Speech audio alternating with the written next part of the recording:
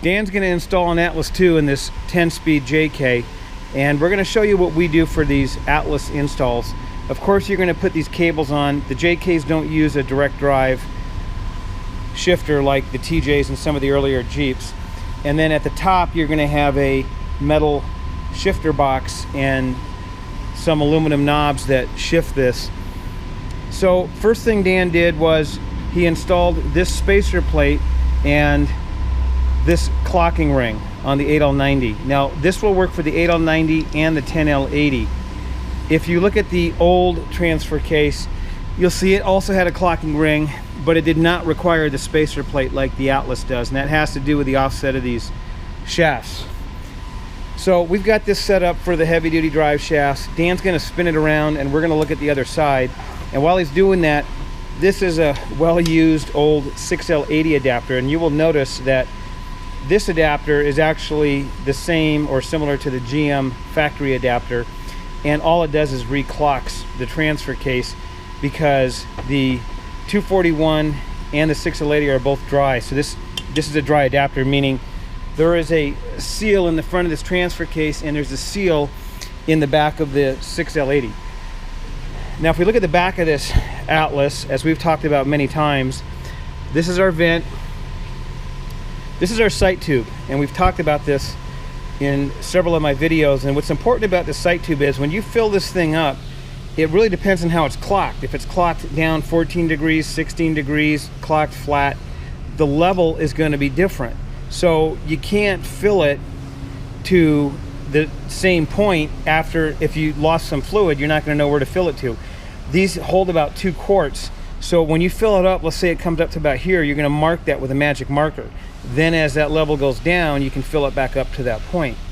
And that's the easiest way to fill an Atlas. Now they are running a couple of TJ transfer case range sensors. I'm not really going to call them transfer case range sensors because really all they are is a 4-low switch for a TJ. And they run 2 of them because remember, the Atlas is a twin stick.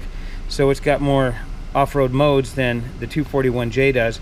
But they basically disable the ESP in any of the low modes. You'll also notice that we have our vehicle speed sensor delete. We don't run a vehicle speed sensor in the JK. The speedometer is driven through the ABS module and 4-wheel speed sensors. This is also a heavy duty flange. We've run the 1350s mostly, but we've also run some 1410s and like the LT4s. So that's the basic setup for an Atlas, and I want to spin this around one more time. This can be confusing, so take a look at it. This spacer plate can go on in different positions and clock the transfer case in different positions. So look how Dan has it set up here, and you should be good. We're back here with Dan, and he's going to show us how he sets these shifter cables up before we put this transfer case in. So when your transfer case comes, both sides are in neutral. Now it's in 4-low. But the first step is you're going to want to stick this in until it bottoms out. You feel it bottom out, reef that nut up there, and then you're able to set this. So now is the time when you'll take this, hit it with a hammer a couple times till you get into 4-low, and then pull back on the cable itself, and that'll bottom out till it tops. Jam that nut down, tighten everything up, and that's your adjustment on the transfer case side. And guys, you might want to run some Loctite on this. I know we've had these things loosen up from vibration. So once those cables are adjusted on the bottom, then of course there's going to be adjustments on the top, and we'll show you that later. Let's come back here and look at this is the sight tube. Dan's got 2 quarts of oil in it. Now you notice depending on how it's clocked, that level will change. So when it's in your vehicle and you add the oil as recommended, or gear lube, mark that position and then you know where to fill it up back to. Here we are with Dan, and he's doing the interior shifter installation on this Atlas. You will see that this has a steel housing, unlike the plastic shifter that comes stock in your JK. This particular kit did come with the aluminum billet knobs, which I think look really nice. And it's completely different than the old YJs where we had the direct drive. This is using cables. Dan's going to tell us how he sets this up. Go ahead. So like I said, when the transfer case comes, it's in neutral. When we set it up in the bottom, we're going to be in 4-low. So when you stick your cables through, you're going to want to set it back into neutral to set this up. Both sticks you're going to want to be exactly the same. Once you get to that point, you know, adjust where you want to be. Put your knobs on and put it into 4 high, front or rear, to make sure you don't hit your dash. Adjust back a little from there and then set back to neutral. Put your center console on and bolt the knobs on. It's pretty easy. Where do you do the adjustment? These are your adjusting nuts here.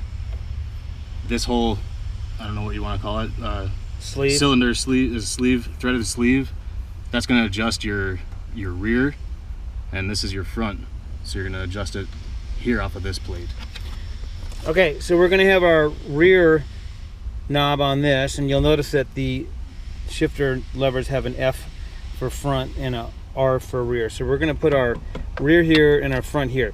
So when they're both together and they're in the middle, that's going to be neutral. When this one is forward, that's going to be 2-wheel drive high. When this is in neutral and this is forward, that's going to be front-wheel drive high. When this is back, it's going to be front-wheel drive low. And if they're both in the back position, then it's going to be 4-wheel drive low. So you can have a lot of different modes that you normally wouldn't get with a standard JK 241J. And this is it's really important to set these up, and it's also really important to make sure that you secure these nuts. I've had these come loose, and the ones on the bottom too. So maybe use a little bit of thread locker. Make sure you tighten them up good, otherwise you're not going to be able to shift it properly. Now the Atlas can be difficult to shift at first until it breaks in. I had a video that Steve and Mike did with me from Advance, but I lost it, so I'm hoping to do that video again. Steve shows how to use a throttle to help shift your Atlas and how to throw it into neutral and all that. So we'll try to get that video up in the near future.